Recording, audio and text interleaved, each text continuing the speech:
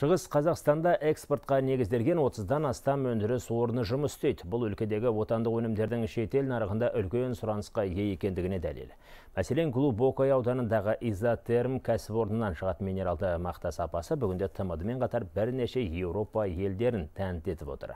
Мекеме басшыларының айтуынша, бастапқыда экспорт бойынша біршама қиындықтар туындағанмен, қазір бұл мәселе оң шешімін тапқан. Мемлекеттің салалық сауда және интеграция министрлігінің сонымен қатар бәйтерек холдингінің қолдауымен өнеркәсіптің экспорттық әлеуеті едәуір артты.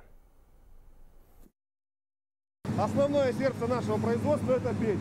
Именно здесь происходит расплавление камня. Минералды немесе тасты мақта деп атап жататын бұл материалды Изотерм кәсіпорны базальтты тау жынысынан алады. Тақтайша қалпындағы мақталарға сұраныс жоғары. Отандық өндірісте ойып тұрып орын алған мекеме өз өнімдерінің сапасын мақтан етеді. Жылуды жақсы ұстайды, су өткізбейді, су өзі өгітілмейді. Бүкіл Қазақстан бойынша шығарамыз, сапамыз жақсы.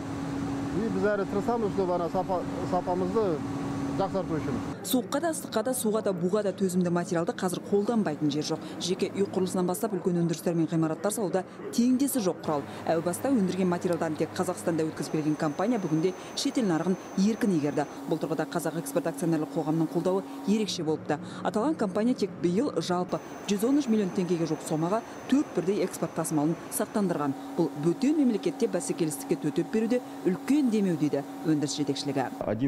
Танымайтын елде жұмыс істеу әрине оңай емес. Маңдайымыз тасқа тигенде кез болды. Әсіресе Еуропаға алғашқы экспортты аттандырған кезде сол жақтағы әріптестер тарапынан біршама мәселе туындаған болатын. Міне дәл сол сәтте қазақ экспорт бізді үлкен шығыннан құтқарып қалды. 250-ден астам адамды жұмыспен қамтып отырған мекеменің қадамы нық. Жылына 35 мың тонна минералды мақта шығарады. Өнімнің 30% экспортталады. Өзбекстан, Қырғызстан, Тәжікстан, Түркменстан, Ресеймен қоса Польша, Чехия сынды шығыс Еуропа елдерімен әріптестік орнатқан. Болашақта өндіріс саясын тағы да кеңейтпек. Эльмира Ахметова, Жігер Бабаханов, Өскемен, Хабар 24.